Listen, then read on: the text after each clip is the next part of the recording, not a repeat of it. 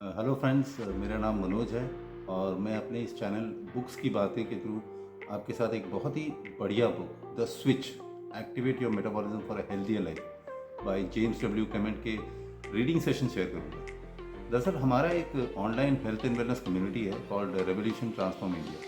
हमारी इस कम्युनिटी के द्वारा रोज़ सुबह जूम पर हम एक मैजिकल मॉर्निंग सेशन कंडक्ट करते हैं, जिसमें मेडिटेशन होता है और बुक रीडिंग सेशंस होते हैं। तो ये वीडियोस उसी मैजिकल मॉर्निंग सेशंस के रिकॉर्डिंग्स हैं। तो बने रहें मेरे साथ और इस बहुत ही बढ़िया नॉलेजफुल जो बुक है उसके रीडिंग सेशंस को एंजॉय करें। Thank you.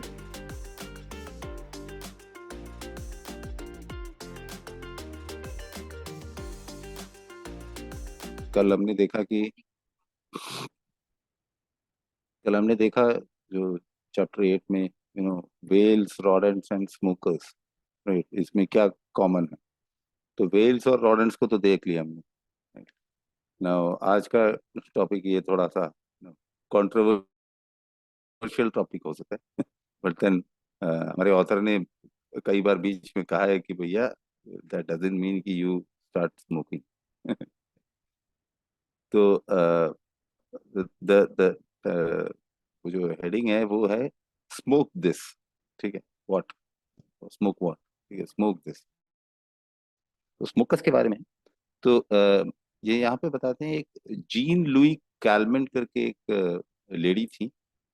ये सदर्न फ्रांस में एक शहर है कॉल्ड एरलेस, वहां पे पैदा हुई थी। अ, और उन्होंने जो है 1988 में विंसेंट वैन गॉग, एक बहुत नामी नामी पेंटर थे। ठीक है, उनको विंसेंट वैन गॉग बहुत ही रिप्यूटेड पेंटर हैं। आज भी उनके पेंटिंग्स मतलब बिलियंस ऑफ डॉलर्स में बिकते हैं, right. Collectors they collect this their paintings and all. तो उनका मतलब ही हैड विजिटेड आरलेस, जहाँ पे ये जीन लुई कैलमेंट मतलब जहाँ की थी वो। तो वो कभी वहां पे विजिट किए थे विंसेंट वैन गॉग। तो उसका सेंटिनरी मना रहे थे, 100 साल पूरा होने का वो मना रहे थे व्हेन ही हैड विजिटेड आरलेस 1988 में। 100 साल मना रहे थे, right.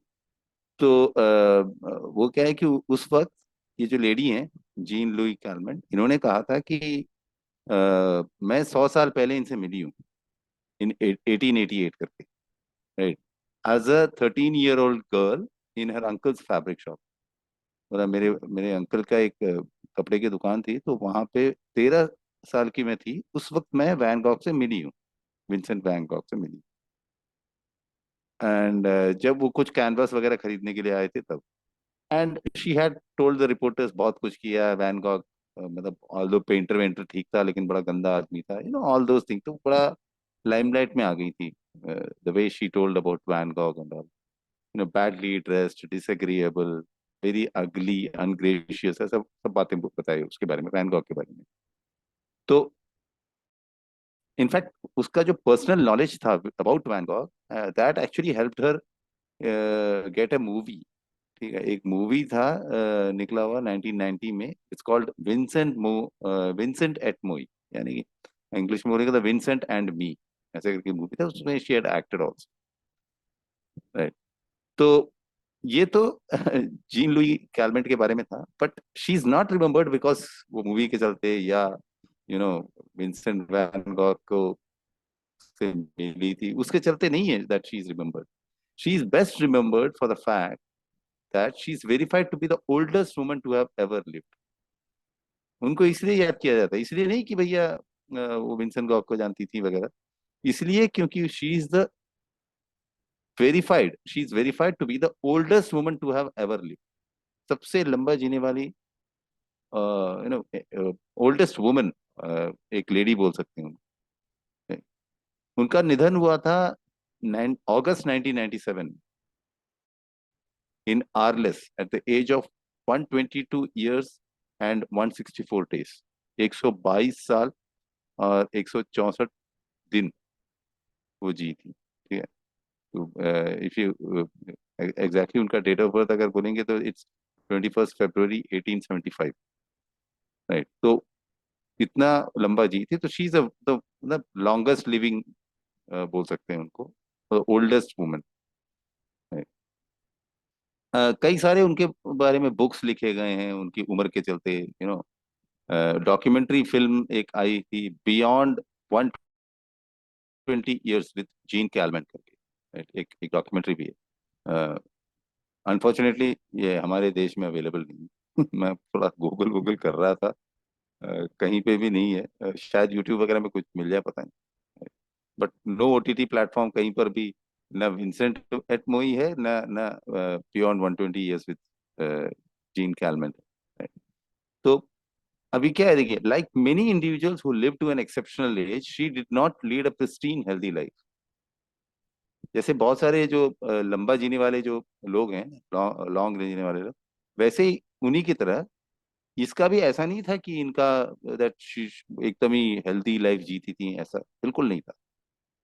She spend her days doing almost everything that doctors advise against if you want to live long. वो ऐसा जी थी कि वो सारा काम करती थी जिसके लिए डॉक्टर मना करते थे, right. She spend her days doing almost everything, ठीक है। शी स्मोक्ड, वो स्मोक करती थी। She drank, allowing herself 1 glass of port and 1 cigarette a day. वो क्या करती थी, मतलब 1 ग्लास ऑफ पोर्ट वाइन और एक सिगरेट वो डेली पीती। She played with guns, she ate excessive amounts of sugar and red meat, and she never ate breakfast except for a cup or two of coffee. Breakfast नहीं करती थी, बाकी सारा मतलब मीठा खाना, रेड मीट खाना, सब। पर वो ब्रेकफास्ट नहीं करती थी, ब्रेकफास्ट की जगह पे 1-2 कप कॉफी पीती थी। स्मोकिंग की बात की जाए तो वो 16 साल की उम्र में स्मोकिंग स्टार्ट किया उन्होंने। She started smoking at the age of 16, right. And this is and quit at the age of 116, ठीक है, वो भी डॉक्टर के एडवाइस पे। 16 साल में स्टार्ट किया, 116 की उम्र में वो क्विट करी, राइट, स्मोकिंग। वो डॉक्टर ने कहा इसीलिए, यानी कि पूरे के पूरे 100 साल she had smoked straight, 100 years, ठीक है। अब ये जो स्मोकिंग को लेकर आगे बताया, जैसे कि दो और वर्ल्ड के लॉन्गेस्ट लिव्ड मैन हैं, मर्दों में जो सबसे लंबा जिए थे। एक बंदा है क्रिस्टियन मॉर्टेंसन करके, राइट। वो 115 साल और 252 दिन जिए हैं, राइट। 115 years and 252 days. और एक है मिस्टर वॉल्टर ब्रेउनिंग करके, वो भी 114 साल और 205 दिन, 114 ईयर्स एंड 205 साल जिए। ये दोनों ही क्या थे, वो डेली सिगरेट पीते थे 100 साल की उम्र तक। सिगार सिगार पीते थे 100 साल की उम्र तक। अच्छा, विंस्टन चर्चिल के बारे में भी बताया। विंस्टन चर्चिल जो ब्रिटिश प्राइम मिनिस्टर थे, तो वो भी सिगार पीते थे, and he lived till the age of 90, right. तो क्लियरली बोलते हैं कि Jeanne Louise is the exception, not the rule.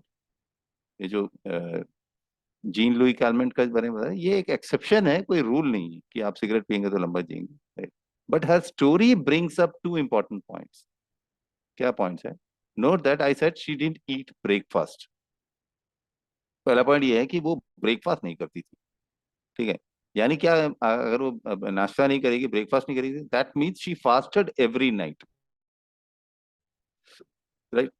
And started her day with a drink, pro autophagy drink. Coffee को प्रो ऑटोफेजी ड्रिंक बोलते हैं, autophagy को चालू करने वाला ड्रिंक है वो, कॉफी, राइट। क्यों कॉफी में बोलते हैं कि coffee stimulates autophagy through it's polyphenol content. Coffee में एक पॉलीफेनॉल कंटेंट होता है। पॉलीफेनॉल्स क्या होता है?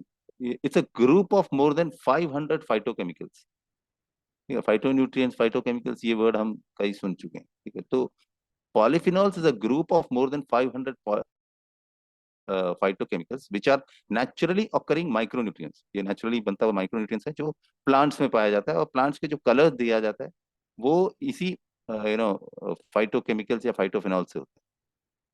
और वो जो है, ये जो फाइटोकेमिकल्स हैं, ये प्लांट्स को कई सारे डेंजर्स से बचाते हैं, ठीक है। तो वो हमारे इसमें जाता है, हमारे शरीर में जाता है, तो that actually helps, it's a pro autophagy drink, वो ऑटोफेजी को बढ़ाने के लिए हेल्पफुल है। नाउ अभी वही है कि now is it possible that her daily cigarette help her too. अभी सवाल ये आता है कि चलो ये तो हो गया ब्रेकफास्ट का, ब्रेकफास्ट नहीं करती थी, बदले में कॉफी पीती थी, तो दैट इज प्रो ऑटोफेजी। लेकिन क्या सिगरेट भी मददगार था उसका, जो डेली एक सिगरेट पीना? अब यहाँ पर ही वो है कि he is telling that this doesn't mean that he is endorsing smoking. ठीक है, ये तो मतलब ये नहीं कि आप वो बोल रहे हैं कि भैया सिगरेट पीना चालू कर दो, बिल्कुल नहीं। ठीक है, अब इसको स्ट्रेट देखते हैं क्या है कि, but I do want to point out some interesting chemistry. यहाँ पे आगे वो थोड़ा बहुत केमिस्ट्री बताते हैं कि क्या चीज है कि next time if you inhale something bad, ठीक है, नॉट नेसेसरली यू स्मोक, कहीं और से भी आप कुछ अगर कुछ खराब चीज इनहेल करते हैं तो व्हाट हैपेंस एक्चुअली। ठीक है, something you inhale something that competes with your oxygen, आपका ऑक्सीजन लेवल में क्या होता है, उसके बारे में आगे थोड़ा सा केमिस्ट्री बताया है। क्या होता है, cigarettes produce a small amount of carbon monoxide. Cigarette क्या होता है, जो स्मोक करते हैं वो थोड़ा सा, बहुत कम, ज्यादा तो कार्बन डाइऑक्साइड है, बट बहुत कम मात्रा में कार्बन मोनोऑक्साइड भी प्रोड्यूस करते हैं। अब ये गैस क्या होता है जो कार्बन मोनोऑक्साइड है, कार्बन डाइऑक्साइड CO2 है, कार्बन मोनोऑक्साइड इज CO। ठीक है, तो ये गैस क्या करता है, this will fit strongly into the oxygen binding pocket of haemoglobin. तो हीमोग्लोबिन का जो ऑक्सीजन बाइंडिंग पॉकेट है उसमें जाके वो चिपक जाता है, बराबर फिट हो जाता है। ठीक है, हीमोग्लोबिन ऑक्सीजन कैरिंग जो आरबीसी है उसको बोलते हैं हीमोग्लोबिन। एंड होता क्या है कि फिर ये निकल ही नहीं पाता, मतलब एकदम जोरदार जोड़ बन जाता है, मजबूती से वो जाके चिपक जाता है। अब इसमें क्या होता है, अब इस कंपटीशन में क्या होता है, वो निकलेगा ही नहीं बस, मतलब it will never come out carbon monoxide. ठीक है, तो जीत किसकी हुई, कार्बन मोनोऑक्साइड की। That's a clear winner. ठीक है, तो वो वहीं पे पड़ा रहता है। ठीक है, वो उस ऑक्सीजन इसके साथ में आरबीसी के साथ चिपक कर पड़ा रहता है। इसके चलते देख, जहाँ पे सर्दियों में, जहाँ बहुत विंटर, स्ट्रॉन्ग विंटर्स वगैरह होते हैं, वहां में गैस हीटर्स लगाते हैं ना बिल्डिंग्स वगैरह में। तो वहां पर भी बोलते हैं कि द बिल्डर्स, वो लोग बोलते हैं कि कार्बन मोनोऑक्साइड सेंसर लगाओ, क्योंकि carbon monoxide is very dangerous. Gas heaters से आर सो एफिशिएंट, मतलब गैस हीटर्स जो है ना, वो कार्बन डाइऑक्साइड तो बनाती है, लेकिन वो उतना ज्यादा नुकसानदायक नहीं है जितना कि कार्बन मोनोऑक्साइड है। इसलिए कहते हैं कि कार्बन मोनोऑक्साइड आपको हाइपोक्सिया, ऑक्सीजन का डिप्रिवेशन करा सकता है। ठीक है, तो इसीलिए बोले बिल्डिंग्स वगैरह में जब में गैस हीटर्स लगते हैं, वहां पर भी कार्बन मोनोऑक्साइड सेंसर्स लगते हैं, ताकि लोग उसके इससे मतलब दे डोंट डाई, सफोकेट ना हो जाए वो बिल्डिंग में रहने वाले लोग। ऐसे बोल रहे हैं कि दस inhaling carbon monoxide from cigarettes can temporarily cause mild hypoxia. तो ये जो सिगरेट पीते वक्त जो ये जो बहुत कम मात्रा में जो मोनोऑक्साइड जाता है, कार्बन मोनोऑक्साइड, वो एक एक माइल्ड हाइपोक्सिया लेकर आ सकता है। ठीक है, now there is something to be said for starving cells of oxygen under the right condition. वो जो हाइपोक्सिया का बताया था ना, वो जो बोहेड वेल्स में और नेकेड मोल रैट्स में, कैसे वो लोग हाइपोक्सिया में रहते हैं। वेल लंबी सांस लेकर डीप जाता है, घंटे भर तक बिना सांस रोक के रखता है ना, वो एक हाइपोक्सिया का ये था। इवन जो नेकेड मोल रैट्स थे उनके बारे में भी था कि वो ऐसी जगह रहते थे कि वहां में वैसी सांस नहीं मिलती। ठीक है, तो दैट ऑल रिलेट्स कि भैया लॉन्जिविटी को लेकर या ऑटोफेजी के एक्टिवेशन को लेकर, कि भाई आप एक थोड़ा ऑक्सीजन को dip रखते हैं। ठीक है, वो माइल्ड हाइपोक्सिया लाने से ये हो सकता है ना। इन्होंने यहाँ पे एक ये तर्क दिया है बेसिकली, राइट। नाउ और it's possible that the transition smoking a cigarette and enjoying a smoke a cigar once a day could act on an autophagy। बोले ये शायद हो सकता है। ठीक है, इट इज पॉसिबल। ठीक है, कि शायद वो सिगरेट पीते थे और उसके चलते ये हुआ और ऑटोपैथी चालू हो गया। एंड ऑटोपैथी चालू हो जाता है तो क्या हो जाता है, it it help rid the alovely of damage protein. क्या होता है ऑटोफेजी में, जो डैमेज प्रोटीन्स के जो ग्रुप रहता है उसको पूरा निकालना, मैल फंक्शन ऑर्गेनेल्स, इस सब के बारे में हम जान चुके हैं। ठीक है, नाउ इट कुड, ये एक पॉसिबिलिटी है, या फिर ऐसा भी एक पॉसिबिलिटी हो सकता है, it could also be the case that super centenarians simply have one or more protective jeans. हो सकता है जो सुपर सेंटिनियंस हैं, जो 110 साल से ऊपर जो जी रहे हैं, इनके अंदर कोई ऐसा कोई प्रोटेक्टिव जीन्स हो जो उनको दे दे provide them with adequate defence. इतना अपने शरीर के अंदर में ऐसा एक डिफेंस सिस्टम उन्होंने बना रखा है कि भाई ये सिगरेट पीने से शायद कुछ नहीं होता हो। ठीक है। या वुड मतलब which would likely be absent from others who attempted to practice. लेकिन बाकी लोगों में जबकि वो शायद वो जीन्स नहीं होगा, तो शायद इसीलिए सिगरेट नुकसान करता हो।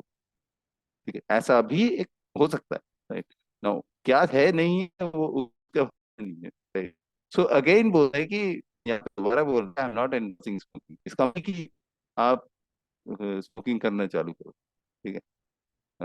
होता है ना, बोले यार आप, आपके अंदर सुपर सेंटिनेलियन जीन्स है, या आप 100 साल जियोगे कि नहीं ये तो पता नहीं ना आपको। अगर पता होता तो चलो सिगरेट पीना शुरू कर लो, शायद बच जाओ। राइट। बट देन वो चीज है नहीं, तो he is telling that that doesn't mean कि मतलब यू स्टार्ट स्मोकिंग, और एंडोर्स नहीं कर रहे हैं वो यहाँ पर। ठीक है। बट लेकिन ये बोलते नहीं, but this this conversation is too intriguing to omit। लेकिन ये जो इतनी सारी बातें हैं ना, ये बहुत इंट्रीगिंग है, बहुत मतलब एक जिज्ञासा जलाता है कि भैया क्या है इसमें। तो intriguing to omit when trying to fully understand autophagy across species, क्योंकि ऑटोफेजी को समझना है आपको डिफरेंट स्पीशीज में, तो कैसे क्यों ये चीज होता है, क्या ये भी एक पॉसिबिलिटी है क्या, तो इसको जानना बहुत जरूरी है। इट ऑल्सो अलाउज मी, बोल ऑथर कह रहे हैं कि एक एक और टॉपिक है कॉल्ड हॉर्मेसिस। ठीक है। तो ये हॉर्मेसिस क्या चीज है, अगर कभी इसके बारे में भी थोड़ा सा जानने से हम इन डेप्थ में जान सकते हैं कि क्या ये सिगरेट स्मोकिंग एक्चुअली हेल्प किया है। राइट। तो हॉर्मेसिस क्या है, basically when is a substance that's toxic at high doses actually protective at low doses. Hormesis का क्या है कि कोई एक चीज को जब हम, कोई पदार्थ को हम जब ग्रहण करते हैं, तो कितनी मात्रा में वो टॉक्सिक हो सकता है, नुकसान पहुंचा सकता है, और कितनी मात्रा में वो बेनिफिशियल भी हो सकता है, प्रोटेक्टिव हो सकता है। Right, that is basically hormesis. Right. Now next जो टॉपिक है that is the power of poison. अब व्हाट इज हॉर्मेसिस, इसका कैसे काम क्या है, उसके बारे में भी थोड़ा सा एक इन्होंने एक यहाँ पे एक स्टोरी और एक हिस्ट्री बताई। Right. The power of poison, जहर की ताकत। Right, what is the power of poison. एक राजा हुआ करते थे। राइट। इन इन एंशियंट मतलब पर्शिया, टर्की में। राइट। टर्की में उनका नाम था मिथ्राडेटिस। ठीक है, मिथ्राडेटिस बोलते थे, MITHRADATES, मिथ्राडेटिस। तो ये जो मिथ्राडेटिस, इनफैक्ट वो राजा नहीं था, उनका पूरा वंश का ही पूरा नाम था, जैसे मिथ्राडेटिस वॉज ए रॉयल नेम। ठीक है, रॉयल फैमिली था, वो नाम चल रहा था। और ये पुराना एक किंगडम था पॉन्टस करके, जो आज अगर देखेंगे तो नॉर्थ ईस्ट टर्की में आता है। पॉन्टस के वो राजा थे, वो पूरा उनका रॉयल फैमिली, वो लोग किंगडम ऑफ पॉन्टस रूल करते थे। किंग मिथ्राडेटस द फिफ्थ, पांचवे उनका वो था, किंग मिथ्राडेटस द फिफ्थ। ये क्या थे, ये half Greek and half Persian थे। ठीक है, क्योंकि उनका जो लीनिएज था वो ग्रीस, अलेक्जेंडर द ग्रेट से आता था, तो उनके कोई वंश से आता था। और आधा, यानी शायद उसकी माँ की तरफ में जो है, ही वॉज पर्शियन। ठीक है। पर्शियन क्यों, क्योंकि द सन ऑफ किंग फार्निकस, एक दूसरे एक राजा थे, फार्निकस द वन ऑफ पॉन्टस, तो उनके पार्ट में थे। उनका बेटा था, तो वहां से पर्शियन बन गए। वो जो है रोम के काफी फ्रेंड, क्लोज फ्रेंड्स थे। रोम उस वक्त टर्की के पास में रोम, एंड रोम को काफी शिप्स वगैरह सप्लाई करते थे, सोल्जर्स वगैरह देते थे during the third Punic war. और रोम हैड फॉट विथ कैथाजिनियंस, एक दूसरा ग्रुप था। तो इन्होंने जो है 30 साल तक राज किया, किंग मिथ्राडेटस द फिफ्थ। ठीक है। और 30 साल राज करने के बाद में ही वॉज पॉइजन्ड, उनको जहर देके ही वॉज असैसिनेटेड, उनको मार दिया गया। और ये कहा जाता है उनकी ने उनको मारा, द क्वीन। ठीक है, पॉसिबली ऑन ऑर्डर्स। ठीक है, possibly on orders from his wife the queen. तो रानी ने राजा को मरवा दिया जहर देकर। राइट। नाउ अगला फिर कौन आया? ठीक है, अब वो राजा चले गए तो उनका जो सबसे बड़ा बेटा था, द मिथ्राडेटिस द सिक्स्थ, ठीक है, नाम वो कैरी फॉरवर्ड होता है उनका, ठीक। तो Mithridates the sixth, the eldest son of the king and queen, वो राजा बने। अब उनको पता था, या उनको डाउट था कि कहीं ऐसा ना हो कि यार मेरी माँ मुझे भी मार दे, मेरे पापा को तो मार दिया है इसने, राइट। क्यों? क्योंकि उनकी, वो रानी की एक फेवरेट बेटा था, ठीक है, तो वो उसको राजा बनाना चाहती थी। तो इसको ये डाउट था कि कहीं ये मुझे भी ना मार दे, उनको जो फेवरेट बेटे को राजा बनाने के चक्कर में, राइट। तो वो डर से, अब वो कैसे मारेगी? जहर से ही मारेगी, जैसे पापा को मारा था, ठीक है। अब वो उस डर से वो क्या करने लगा, ही स्टार्टेड इंजेस्टिंग, और अपने अंदर में ना कंटिन्यूसली थोड़ा थोड़ा डोसेज ऑफ पॉइजन डालता था, ठीक है, different different kinds of non lethal amounts of poison अपने शरीर में जाता, राइट। और later after hundreds of experimented created a mixture of poison that he thought would make him immune to all poisons, all known poisons। मतलब वो थोड़ा थोड़ा करके अलग अलग जहर ना मिक्सचर बना के थोड़ा थोड़ा थोड़ा करके डेली देकर, वो ये मानता था कि वो अब कोई भी जहर उसके शरीर में जाएगा तो वो उससे इम्यून हो जाएगा, उससे बच जाएगा, राइट।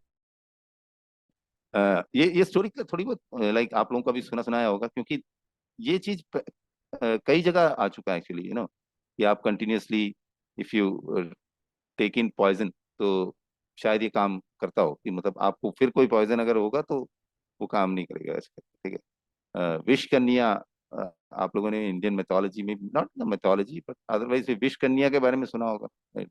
हम लोगों ने कई सारे स्टोरीज वगैरह भी सुने हैं, टीवी में भी सीरियल्स वगैरह सब कुछ आता है विष कन्या वगैरह, ठीक है। तो वो भी करीब करीब यही कॉन्सेप्ट था, विष कन्या का बोला जाता है कि इंडियन मैथोलॉजी के हिसाब से कि अ, अ, विष कन्या के साथ में अगर कोई संभोग करेगा तो वो बंदा मर जाएगा, ठीक है। And they used to be beautiful women, और उनको ये किया जाता था, थोड़ा थोड़ा थोड़ा करके जहर देकर ना उनको ऐसे बनाया जाता था, ठीक है। तो वो सब इंडियन कंटेक्स्ट में, तो ये चीज चला आ रहा है, ठीक है। अब मिथ्राडेटिस, राजा मिथ्राडेटिस जो थे, किंग मिथ्राडेटिस द सिक्स्थ, ये रोम के फ्रेंड नहीं थे उनके फादर की तरह, तो उनके साथ पे काफी लड़ाई वगैरह सब कुछ हुआ। बाद में वो खुद he died of suicide, that's a different story all together, उसके बारे में तो देखना पड़ेगा क्या है करके, राइट। तो उनको बोला जाता था द पॉइजन किंग, राइट। अब ये पॉइजन किंग का ये जो सीक्रेट फॉर्मूला था, ये बाहर आ गया।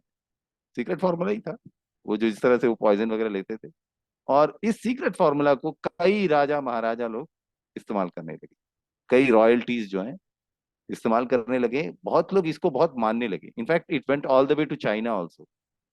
एंड इस चीज को जो जो ये जो पॉइजन किंग का सीक्रेट फॉर्मूला है, इसको नाम दिया गया था मिथ्रेडाटिज्म, राइट। मिथ्रेडाटिस जो मिथ्रेडेटिस था उनका नाम राजा का, तो उसके ऊपर में मिथ्रेडाटिज्म करके उसको नाम दिया गया। इसका, और अगर इसका अगर मीनिंग अगर देखा जाए तो protecting oneself against poisoning by taking small amounts of poison, अपने आप को जहर से बचाना बाय टेकिंग इन थोड़ा थोड़ा करके स्मॉल अमाउंट्स ऑफ पॉइजन लेकर अपने आप को पॉइजन से बचाना, that is what is mithridatism, right. Now in the past few decades, वो देखिए पिछले कई दशकों से scientist have begun to discover a counterintuitive process having properties just like Mithridates antidote called hormesis, है। तो पिछले कोई कई दशकों से जो है ना, साइंटिस्ट जो हैं वो लोग यही जो प्रोसेस, जो मिथ्रेडेटिज्म जो है ना, ये जो प्रोसेस है बेसिकली, कि वो थोड़ा सा जहर थोड़ा थोड़ा करके लेकर उसको कैसे अमृत में कन्वर्ट किया जा सकता है, कि भाई और कोई जहर आपको असर नहीं करता। तो इस पे वो काम कर रहे हैं, वो जो उसका जो एंटीडोट करके बोलते हैं, दैट इज, जो साइंटिस्ट ने जो नाम दिया उसको, that is what it is, hormesis, ठीक है। नाउ हॉर्मेसिस मतलब ये कोई होम्योपैथी नहीं है, यहाँ पे इन्होंने ब्रैकेट में दिया हो कि don't get confuse with homeopathy, वो टोटली डिफरेंट स्टोरी है। Homeopathy that's a different science actually, right. Now hormesis is described as a dose response relationship phenomena characterized by low dose stimulation and high dose inhibition। hormesis के बारे में अगर बताया जाए तो क्या है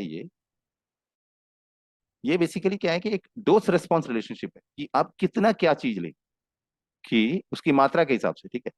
जिससे कि लो डोज जो है वो किसी चीज को स्टिमुलेट करेगा, बढ़ाएगा, और हाई डोज जो है उसको घटाएगा, इनहिबिट करेगा, right. Now that is the agent in question has अगर आप अगर साइंटिफिकली और थोड़ा सा देखें तो वो जो चीज है, दैट इज द हॉर्मेसिस प्रोसेस के दौरान जो चीज को हम ग्रहण करते हैं, या जिस भी जो डोसेज है, it has got a बाइफेसिक curve बोलते हैं। बाइफेसिक कर्व मतलब एक यू कर्व है, कि आप कम लेंगे तो उसका बेनिफिट्स होगा, ज्यादा लेंगे तो शायद नुकसान दे, और द अदर वे अराउंड, कैसा भी हो सकता है, पता नहीं, ठीक है। It can be either way, right. Now in which a low dose will stimulate an effect ranging from 30 to 60% over the effect with no dose at all, and a much higher dose will inhibit the process. तो यहाँ पे actually बताया है कि the other way around ये है कि मतलब कम जो अगर आप लेंगे किसी चीज को, तो वो 30 to 60% अफेक्ट कर सकता है, यानी उस चीज को ग्रोथ में हेल्प कर सकता है, बेनिफिशियल हो सकता है 30 to 60%।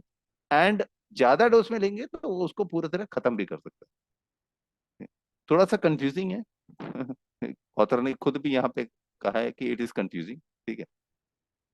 एक एग्जाम्पल है, फॉर एग्जाम्पल यहाँ पे दिया हुआ है कि कीमोथेरेपी में, कैंसर का ट्रीटमेंट करते हैं, पर्टिकुलर कीमोथेरेपी ड्रग में स्टिमुलेट ट्यूमर ग्रोथ। एक एक पर्टिकुलर अगर कोई कीमोथेरेपी का जो में यूज किया जाने वाला जो दवा है ना, वो क्या है, कभी कभी उस ट्यूमर को ग्रोथ स्टिमुलेट करता है, बढ़ा देता है, ठीक है, कम डोसेज में। अगर बहुत कम दिया जाए तो ट्यूमर को बढ़ा देता है, और जब हाई डोज देते हैं तो उस कैंसर को मार भी देता है, उस ट्यूमर को मार भी देता है, ठीक है। दस फॉर अ ट्यूमर सेल, अगर आप उस ट्यूमर के नजरिए से देखें, ट्यूमर सेल के आंखों से देखें, उनके नजरिए से देखें, तो थोड़ा सा जो मिल रहा है वो दवा, वो उसके लिए बहुत अच्छा है, राइट। वो क्या करेगा, it is helpful and stimulates it to grow. लेकिन ज्यादा आ गया तो वो मर जाएगा वो, right? तो बोले कि as the scientist describe this new concept remarkably akin to Mithridates own hypothesis. तो ये जो है, ये वो जो साइंटिस्ट लोगों ने उसी से कंपेयर किया, जो मिथ्राडेटस का जो हाइपोथेसिस था, कि थोड़ा थोड़ा जहर देकर आप बच सकते हैं, राइट। तो उसी के साथ कंपेयर किया कि minute doses of poisonous substances can be beneficial. Minute doses of poisonous, बहुत कम मात्रा में अगर पॉइजनस सब्सटेंस हम लेते हैं तो that could be, that can be beneficial. Just like vaccine, vaccine है ना, analogous to the vaccine. Vaccine होता है, वो कितना देते हैं, कोई किसी भी चीज का वैक्सीन बहुत कम मात्रा में, राइट। ज्यादा देने से क्या होगा, शायद उसको नुकसान देता हूँ, right. Maybe that's the reason, वो दैट बहुत कम दिया जाता है कि वो इफेक्ट करता है, right. So it is well documented कि ये सब पूरा ये है। एंड ये एक और अनदर एग्जाम्पल है, ठीक। क्या है कि नॉट एग्जाम्पल, एक्चुअली जैसा बोला जाता है कि बोल रहे हैं कि drinking moderate amount of alcohol, कोई भी alcohol, not just wine or any alcohol, lowest the risk of heart disease बोलते हैं, अगर मॉडरेट अमाउंट में। And heart disease, whereas higher consumption is associated with higher risk of developing heart and liver disease, neurological disease. मतलब थोड़ा बहुत moderate amount में अगर लेते हैं तो दैट इज एक्चुअली हेल्पफुल बोलते हैं। जैसे वाइन के बारे में बोला जाता है ना, wine is good for heart, लेकिन मॉडरेट अमाउंट में। लेकिन ज्यादा ले लिया तो खत्म, ठीक है, वो फिर आपको लिवर का भी प्रॉब्लम कराएगा, न्यूरोलॉजिकल डिसऑर्डर्स लाएगा, कैंसर तक लेके आ सकता है, ठीक है। तो other studies indicate that low doses of many chemical toxins, और भी स्टडीज किए गए थे, उसमें पाया गया कि कम डोसेज ऑफ कोई भी केमिकल्स बेसिकली, ठीक है, ये स्मॉग हो, जैसे अभी धुंध वगैरह है, उसमें भी जो कई सारे केमिकल्स होते हैं, कैडमियम, पेस्टिसाइड्स और डिओक्सिन, अपीयर टू हैव हार्मेटिक इफेक्ट्स, ठीक है। इवन पेस्टिसाइड्स या वगैरह जो हैं, जो हमारे खाने के इसमें सब अंदर जाता है, तो इस ये सब ना बेसिकली एक हॉर्मेटिक इफेक्ट करता है वो, क्योंकि पेस्टिसाइड एज सच डेंजरस है, आप ऐसे ही सोच के देखिए। लेकिन थोड़ा थोड़ा पेस्टिसाइड अंदर जा रहा है, लेकिन हमें कुछ नुकसान नहीं हो रहा है, वो हॉर्मेटिक इफेक्ट हो रहा है वो, ठीक है। Now it again, but again it's all about the dose, ठीक है ना। सब डोज से है, इसका मतलब ये नहीं कि आप पेस्टिसाइड ट्राई करना स्टार्ट करो, इज अगेन टेलिंग दिस कि भैया ऐसा नहीं है कि भाई पेस्टिसाइड हमें कुछ नहीं देगा, हॉर्मेटिक इफेक्ट हमारा बॉडी झेल लेगा, चलो कॉफी की जगह पेस्टिसाइड पी के देखते हैं, ऐसा गलती नहीं करना। राइट। तो लेट मी एक और एग्जांपल यहाँ पे दिया हुआ है, ठीक है, अगर ये हॉर्मेटिक इफेक्ट तो समझ में नहीं आया तो जैसे कि बोलते नहीं, scientist have long documented that vigorous aerobic exercise extends lifespan in many animals and reduce my rate of age related disease। अगर आप विगरस एरोबिक एक्सरसाइज करेंगे तो वो आपका लाइफ बढ़ा सकता है। कहते हैं ना, बोला जाता है, साइंटिस्ट लोगों ने कहा है कि एरोबिक एक्सरसाइज बहुत स्ट्रांगली करेंगे, इनफैक्ट नॉट नेसेसरली बहुत विगरसली करना, हल्का फुल्का भी करेंगे तो उसके बेनिफिट्स आपको मिलेंगे। ठीक है, लेकिन यहाँ पर एक एक एक पैराडॉक्स है, but there is a paradox. क्या है कि aerobic exercise is toxic to the body to some degree. जो एरोबिक एक्सरसाइज है ना, ये आपके शरीर के लिए नुकसानदायक भी हो सकता है कुछ डिग्री, कुछ लेवल तक। इट इज एरोबिक, क्यों? Because it is aerobic meaning it involves high volumes of oxygen throughput. क्यों? एरोबिक मतलब क्या है कि उसमें बहुत high amount of oxygen involve हो जाता है। ठीक है, ऑक्सीजन का आप मूवमेंट कराते हैं। ठीक है, कितना ज्यादा? Up to 10 times the rate when the body is at rest. 10 गुना ज्यादा आपको ऑक्सीजन का जरूरत पड़ता है जब जब एरोबिक्स वगैरह करते हैं नॉर्मली रेस्ट में। तो हमारा शरीर वैसे तो रेस्ट करना पसंद करता है ना, तो नॉर्मल रेट से आप 10 गुना ज्यादा। तो बोले कि in response to such exercise cells fortify themselves by increasing the expression of genes involve in oxygen defence and cellular repair. तो क्या हो जाता है, जब जब हम बहुत विगरस एक्सरसाइज करते हैं तो जो सेल्स होता है ये फोर्टिफाई करता है, अपने आप को बचा लेता है, एक किला सा बना देता है अपनी तरफ में, bye increasing the expression of genes involve in oxygen defence and cellular repair. तो ऑक्सीजन से जो बेनिफिट्स की जगह में, क्योंकि आदत नहीं है ना भाई, वैसे तो नॉर्मल बैठे रहने की है, लेकिन व्हेन यू डू बहुत विगरस एक्सरसाइज तो वो अपने आप को प्रोटेक्ट करती है, बोलते हैं हमारे से उस ऑक्सीजन का, जो क्योंकि बहुत ज्यादा ऑक्सीजन आ रहा है, क्या करेंगे उसका। तो basically this is the essence of hormesis. Right. I think hormesis समझ में आ गया होगा, सबको आइडिया मिल गया होगा। ठीक है, व्हाट इज मिथ्राडेटिज्म, और मिथ्राडेटिज्म को ही लेकर हॉर्मेसिस करके इन्होंने साइंटिफिकली उसको बताया। ठीक है। अब एक और यूएस में एक साइंटिस्ट हैं, एक प्रोफेसर हैं, टॉक्सिकोलॉजिस्ट, एडवर्ड कैलेब्रिस करके। राइट। इन्होंने काफी उन्होंने रिसर्च वगैरह किया है इसके ऊपर में। वो क्या है कि कम मात्रा में small doses of toxins are good for health, ये चीज इन्होंने बताया था। ठीक है, तो he is a professor in the school of public health and health sciences at the university of Massachusetts. वहां में ही इज अ प्रोफेसर। और उनका जब इंटरेस्ट इसमें कैसे जागा कि भाई कम मात्रा में अगर कोई जहर टॉक्सिन्स दिया जाए तो वो ग्रोथ कर सकता है, अगर कैसे जागा, कि वो एक बार एक एक्सपेरिमेंट कर रहे थे।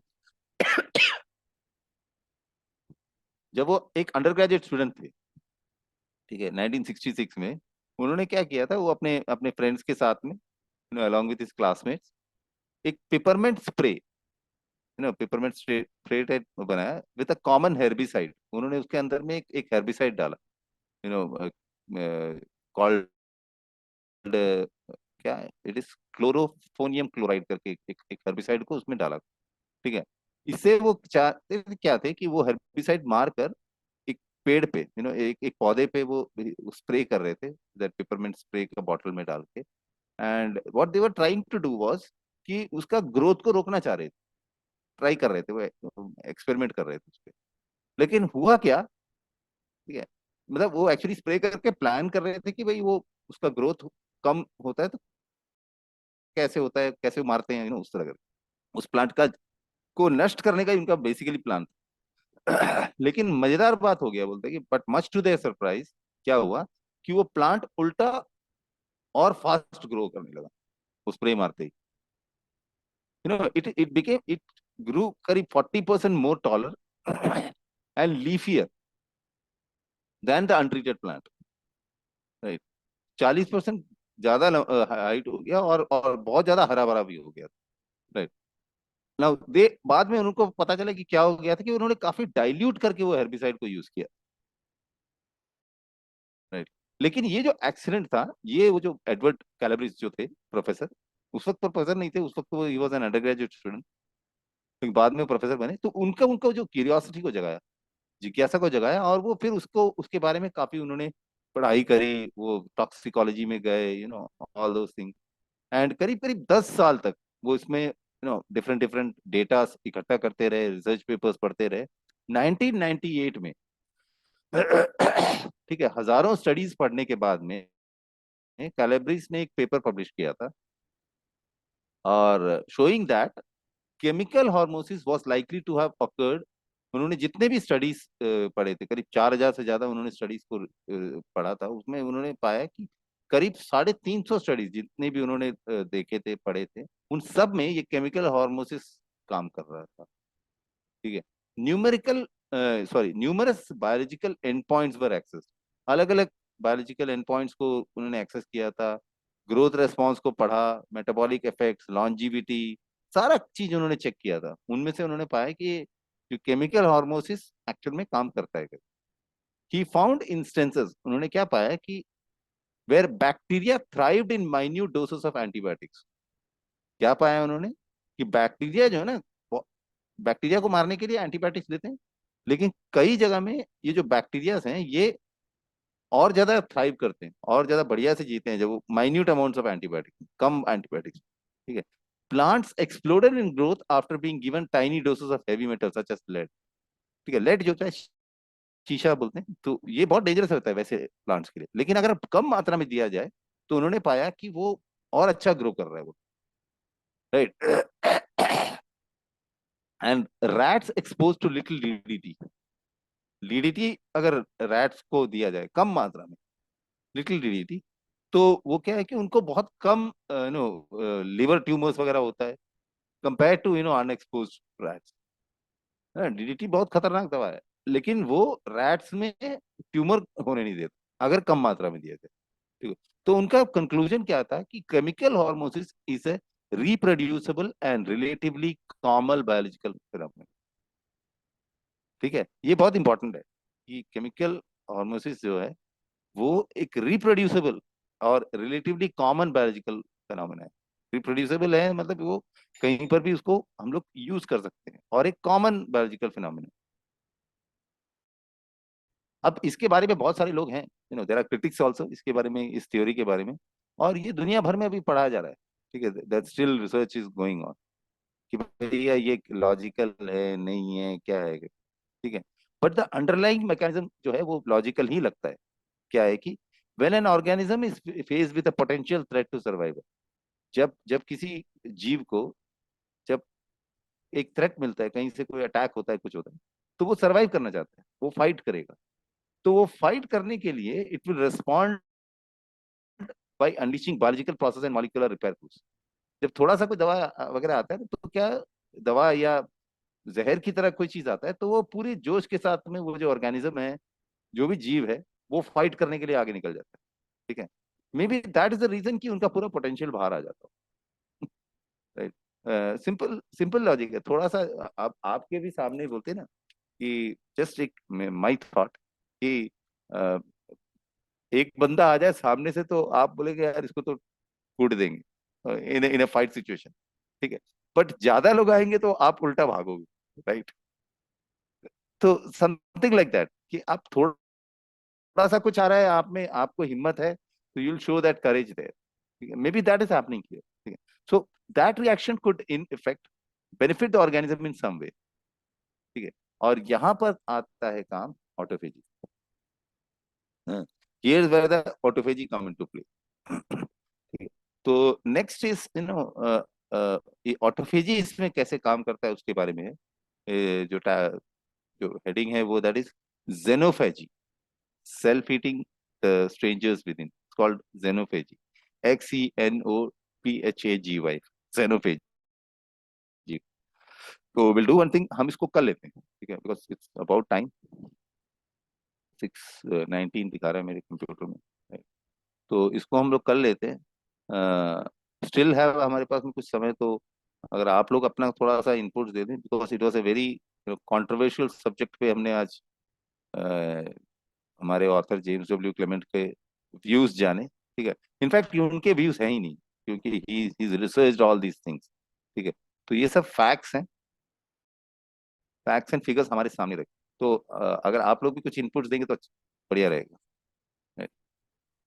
Right sir.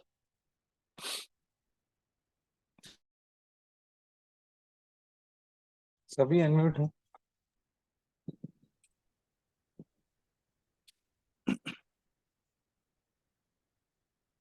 अपने अपने बात रख सकते हैं। सर थोड़ा थोड़ा जहर पीऊं या थोड़ा थोड़ा विटामिन पीऊं? है थोड़ा थोड़ा पॉइजन लूं या थोड़ा ज्यादा लूं? नहीं, थोड़ा थोड़ा जहर लेंगे। या थोड़ा थोड़ा ज्यादा विटामिन लेंगे, मिनरल्स लेंगे? अगर विटामिन मिनरल्स लेने हैं तो आपको कल का वो सेशन अटेंड करना पड़ेगा कि विटामिन मिनरल्स क्या करता है, उसके बारे में भी कल पता है। अच्छा अच्छा। हाँ, डोंट वरी, आएंगे हम, वहां पहुंचेंगे। तो जहर मत लेना शुरू कीजिए। ये जो जहर नहीं, वाला ये फंडा है। आपको नहीं नहीं, एक्चुअली जहर लेने का जरूरत नहीं, ऑलरेडी ले रहे हो आप। उसका टेंशन मत लो। अच्छा, ऑलरेडी ले वो रहे हैं मॉडरेट वो मॉडरेट अमाउंट में हम सब ले ही रहे हैं। वो अच्छा, अलग से वैसे तो लेने की ले, जरूरत नहीं। हाँ मिस्टर वो ले सैनी, रहे हैं। नहीं, ये जो मिथ्राडेटिज्म का बारे में ना, ये हमारे इंडियन इसमें भी, हिस्ट्री में भी काफी वो है। जो चंद्रगुप्त मौर्य को भी कहते हैं कि चाणक्य ये दवा देते थे, थोड़ा थोड़ा करके ना। चाणक्य के बारे में मालूम है, द ग्रेट चाणक्य, राइट। हम्म। तो वो भी चंद्रगुप्त मौर्य को ना थोड़ा थोड़ा करके वो जहर देकर उनको ऐसे बना के रखते थे, मतलब so that he can not be poisoned, ऐसे करके। और उसके नहीं पीछे नहीं, भी एक एक्चुअली उस समय में क्या ना सर, उस समय तो कोई चीजें पॉइजन था नहीं ना। अभी सब में है, आपको जहर तो लेने की जरूरत नहीं रहती। वो मॉडरेट अमाउंट हम लोग सब ले ही रहे हैं। तो हाँ, उस समय था नहीं। नहीं, आई वाज टॉकिंग बस वही पर अबाउट मुझे अच्छा लग हिस्ट्री, हिस्ट्री बता रहा था कि ये कोई नई चीज नहीं है, कहने का मतलब हाँ हमारे देश में भी, इंडियन इसमें भी, कॉन्टेक्स्ट में भी ये बहुत ये हुआ। सुना हुआ है, बहुत सुना हुआ है। ये विष कन्या वगैरह सब सुने हुए हैं बहुत। हाँ हाँ।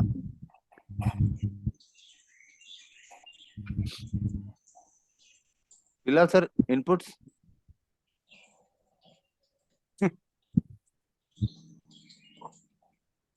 फिलहाल सर आज भी मोबाइल से कनेक्टेड है, फिर उनका आवाज उन कट कट के आएगा। आवाज कट रहा है क्या? अभी अभी ठीक है। ठीक है।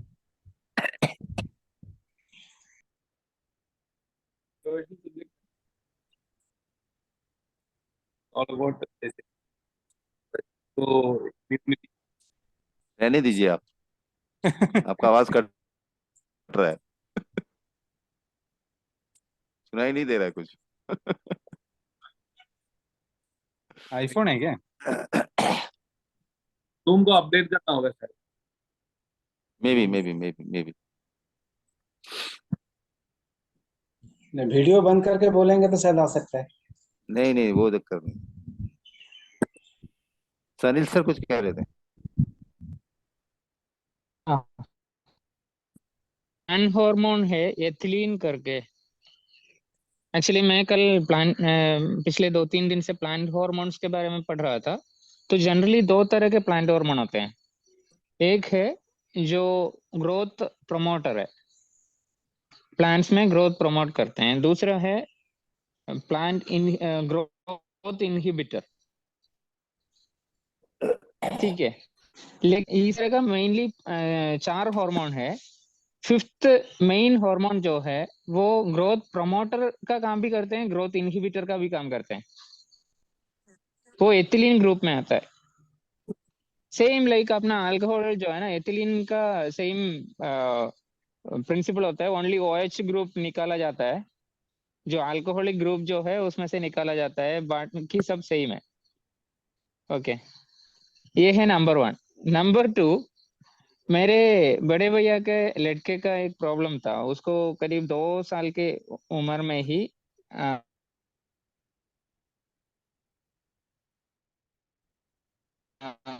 प्लेटलेट की कमी थी बॉडी में, जो प्लेटलेट। तो इसका जो था 25,000 टू 1 लाख था, मतलब बहुत ही कम था। इवन कभी कभी ऐसा भी हुआ है कि 8,000 तक चला जाता था प्लेटलेट की क्वांटिटी।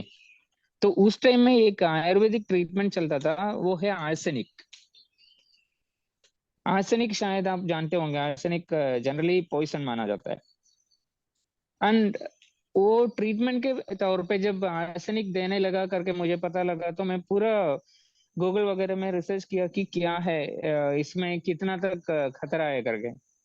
तो उसमें वही माइन्यूट एमएल में, माइन्यूट क्वांटिटी में यदि आर्सेनिक सॉल्यूशन दिया जाता है तो इट इंक्रीजेस द प्लेटलेट्स, उल्टा काम करता है। ओके। सब में से एंड अभी इसमें इन्होंने थोड़ी देर पहले एक ब्रैकेट में क्वेश्चन बताया था कि don't compare it with homeopathy. Homeopathy में बहुत सारे ऐसे मेडिसिन हैं जो बहुत ही कम मात्रा में दिया जाता है, तो इट्स लाइक मेडिसिन एंड थोड़ा ज्यादा हो जाए, मतलब उसमें ड्रॉप्स ही लेते हैं, ज्यादा हो जाए तो इट बिकम्स ए पॉइजन। तो वही राइट डोज पहचानना बहुत जरूरी है। बट इतना तो श्योर है कि इसके पीछे में बहुत बड़ा साइंस है। ओनली थिंग वो होम्योपैथी के हमें होम्योपैथी के मैक्सिमम मेडिसिन में अल्कोहल डालते हैं अल्कोहल तो है ही सर, वो बट तो उनका बेस है अपार्ट बेसिकली। ना। अपार्ट फ्रॉम अल्कोहल उसमें जो मेडिसिन डाला जाता है वो इवन आर्सेनिक सॉल्यूशन उनके होम्योपैथी में एक ड्रग है। हाँ right. Okay. But arsenic solution को भी ड्रग की तरह अलग अलग तरीके से यूज किया जाता है। मतलब मैं तो पहले जो बोल रहा था प्लेटलेट में, वो दैट वाज बाय आयुर्वेदा।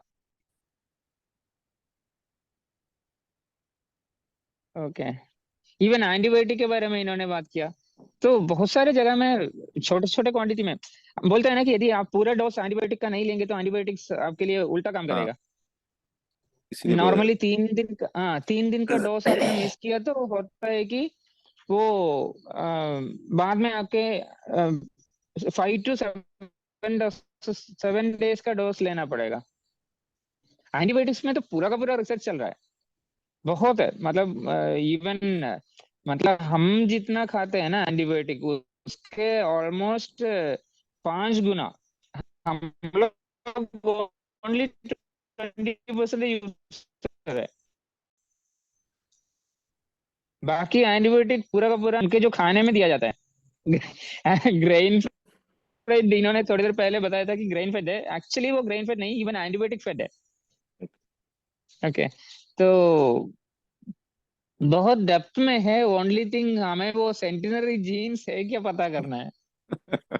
यदि है तो हम ले सकते हैं। राइट। इसका भी एक किट आ जाए तो सही है। हैं? तो भयंकर सेल होगा। चाहे कितना भी हो लोग खरीद लेंगे। भाई सेंटिनेरियन जीन्स है कि नहीं। आजकल राजेश सर जो राजेश सर जो बोला वो बिल्कुल सही है कि हम लोग आजकल जितने भी खाना खाते हैं उसमें तो बहुत पॉइजन बना हुआ है। लेकिन एक प्रॉब्लम क्या है, शुगर जब पॉइजन बन जाता है,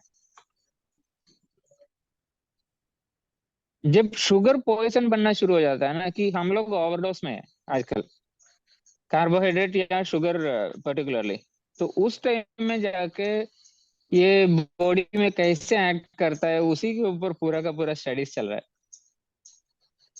and it is not slow poison also. एक बार आ गया ना तो फिर आप मतलब लिमिट से पार ही है, वापस नहीं आ सकते। नहीं नहीं, वो देखिए वो इसमें भी है कि अभी जैसा कोई अल्कोहल, हम बोलते हैं मॉडरेट अल्कोहल, मतलब मॉडरेट स्मोकर, ऐसा कोई होता नहीं। वो सीधा हैवी होता है, वो शुरू मॉडरेट से करता है, लेकिन मैंने तो नहीं देखा किसी को मॉडरेट में रुक गया। कोई होता होगा, बहुत रेयर लोग ऐसा। आपने कितने लोगों को देखा जो एक सिगरेट पी के रुक जाता है दिन में? अगर वो स्मोक कर रहा है तो फिर खींच ही रहा है, ड्रिंक कर रहा है तो फिर सुबह से उसका गाड़ी स्टार्ट हो जाता है। ऐसा अ, ऐसा मॉडरेटली करना बहुत मुश्किल काम है। नहीं, क्योंकि भयंकर हैबिट फॉर्मिंग चीज है, एकदम एडिक्शन आ ही जाता है इससे। बहुत रेयर लोग, मैंने तो किसी को देखा नहीं, शायद आपने देखा हो कि बहुत मॉडरेट ही पी रहे हैं। या आप लोग क्या कहते हैं? मीठा भी ऐसे ही है। अभी मीठा देखिए, मीठा इज लाइक अल्कोहल, कंट्रोल नहीं कर पाते हैं जिसको। हाँ वो ऐसा, क्योंकि हम, मुझे खुद याद है कि मैं जब इस प्रोग्राम से पहले, हम लोग एक पैकेट गुलाब जामुन हमारे लिए कुछ नहीं था, तो एक पैकेट गुलाब जामुन तो मैं स्टार्ट करता था, तो वो भी इक्वलेंट टू एक बोतल दारू ही है। नहीं, आप सीन सिगार स्मोकर्स, सिगार जो होता है ना, मोटा वाला होता है, सिगरेट, सिगार स्मोकर्स, उनको देखा है कि एक सिगार रखे एंड महीना भर चलो, 3 कश लिया, काट के रख दिया, दैट काइंड ऑफ ये। तो सिगार का तो देखा है, बट यहाँ कौन सिगार वैसे तो अभी नहीं है, but I have seen people doing this cigar वाला, कि एकदम मॉडरेट, वो बस एक टाइम में लेना है उस तरह करके।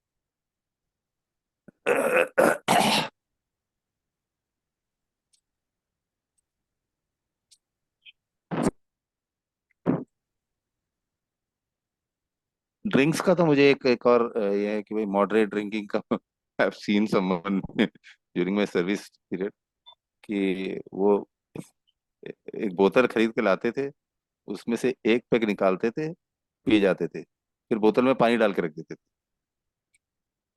फिर अगले दिन फिर एक पैक निकालते थे, पीते थे, फिर उसमें पानी मिला के रख देते थे, तीसरे दिन फिर से उसी बोतल में से निकालते थे एक पैक, फिर उसमें पानी मिला देते थे। ये उसका स्टाइल था, मॉडरेट ड्रिंकिंग का। और सर इसलिए रखते हैं आजकल है ना, कई बोतल पानी वो आप उल्टा नहीं डाल सकते।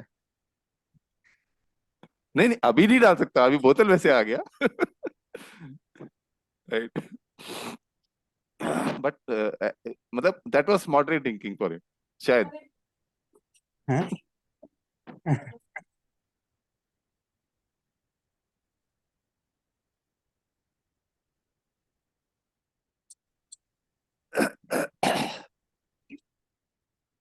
तो फिर आज का एंड करें।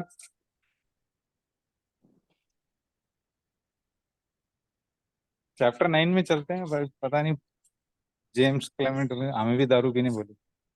नहीं नहीं नहीं नहीं, वो सारा कुछ, you know, all the facts and figures हमारे सामने रखे हैं, एंड आगे क्योंकि दैट दैट दैट चॉइस हमारा भी होना चाहिए, बिल्कुल। तो शायद इसीलिए इन्होंने सारा कुछ खोल खाल के रखा हुआ था। ठीक है, वो वहां पर तो ही ओनली गाइड अस, मेरे ख्याल से ये कोई पक्का प्रॉपर लेट डाउन प्रोसीजर तो नहीं देगा, इतना कुछ लिखने का मकसद ये है कि हम समझ जाएं कि भाई क्या लेना है नहीं लेना है। लेकिन सर इनसे ये सब चीज से एक और निष्कर्ष भी तो निकला है कि हर चीज मॉडरेशन में बहुत ही अच्छा है। राइट, हर चीज मॉडरेशन में बहुत अच्छा है, हर चीज बिल्कुल सही, मॉडरेशन में, लेकिन हर चीज मॉडरेशन में कर नहीं पाते। कर नहीं पाते, सही बोले। इनफैक्ट अभी जो बताया एक्सरसाइज का, हाँ, कार्डियो एरोबिक्स का, वो भी मॉडरेशन मॉडरेशन। मॉडरेशन में अच्छा है, बिल्कुल। हाँ, बहुत ज्यादा अगर करने से उसके बेनिफिट्स हैं, लेकिन उसके नुकसान भी हो सकते हैं।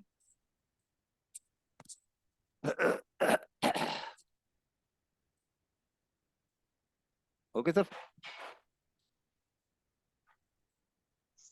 Okay, thank you, have a great day. तो फिर एंड करें। ओके। Okay sir.